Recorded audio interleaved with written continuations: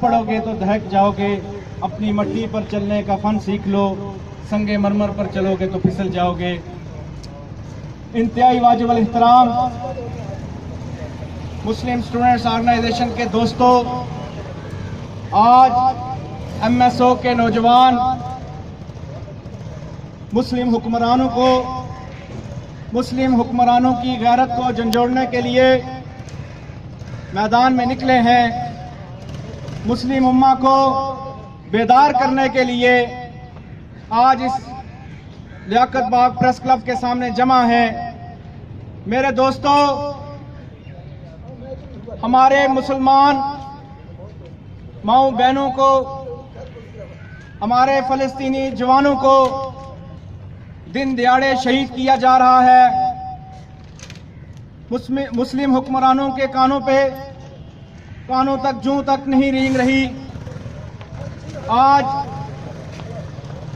छोटे बच्चों को, बूढ़ों को, औरतों को, उनको गोलियां उन पर चलाई जा रही हैं, शेलिंग की जा रही है, बमबारी की जा रही है, लेकिन पूरी दुनिया के मुस्लिम हुक्मरान खामोश हैं। मैं आज एमएसओ आज रोड पर निकलकर उनको ये याद दिलाने के लिए हम आज रोड पर निकले हैं कि खुदारा गफलत की चादर उतारो, खुदारा कुछ एहसास करो, तुम्हें इस उम्मत की रहनुमाई तुम्हारे हाथ में है। कल रोज़े महशर तुम क्या जवाब दोगे? अगर तुम इसी तरह चादर तान कर सोए रहे, एक दिन याद रखना ये तुम्हारे घरों में घुस के तुम्हें निकाल के मारेंगे। ये याद रखो, यहूद और नसारा कभी मुसलमान का दोस्त नहीं हो सकता। यहूद और नसारा कभी मुसलमान का दोस्त नहीं हो सकता। और यहूदियों का एक बच्चा जब परवान चढ़ता है, जब वो उसकी तरबियत करते हैं, तो उसकी तरबियत में जब उसको ये फायर और अस्करी तरबियत बच्चों को भी वो देते हैं, तो जब उनको फायरिंग करना सिखाई जाती है, तो मेरे भाइयों ये सुन के आपके होश भी उड़ जाएंगे कि जब उनको फायरिंग करना बचपन में सिखाई जाती है, तो सामने खाना काबा की तस्वीर, मस्जिद की तस्वीर लगा के कहते हैं कि इसको शूट, इस पे निशाना लगाओ। मेरे दोस्तों, इसके मुकाबले में मैं और आप क्या कर रहे हैं? मैं और आप अपनी अयाशी में डूबे हैं। हमें दुनिया से लेना देना कोई नहीं। मिनहाज पूरी उम्मत का इस टाइम ये हाल है कि उन्हें और कुछ नहीं चाहिए, उन्हें रोटी कपड़ा और मकान चाहिए, उन्हें गली चाहिए, उन्हें नहीं लेना देना कि मुल्क दुनिया के अंदर मुसलमानों के साथ क्या हो रहा है।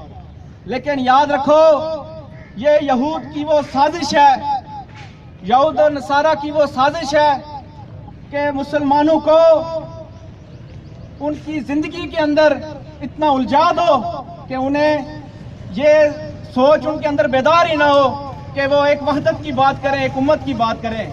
उन्हें अपने कारोबार में, अपनी नौकरियों में, अपनी पढ़ाई में इतना उलझा दो कि उन्हें और कोई चीज समझ ही ना आए।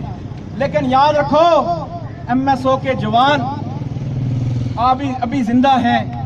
हम नौजवानों के अंदर वो सोच बेदार कर रहे हैं, उसके अंदर ये सोच बेदार कर रहे हैं कि पहले तुम मुसलमान हो, पहले तुम मुसलमान हो, और जब किसी मुसलमान पर कोई जुल्म करेगा तो एमएसओ खड़ी होगी।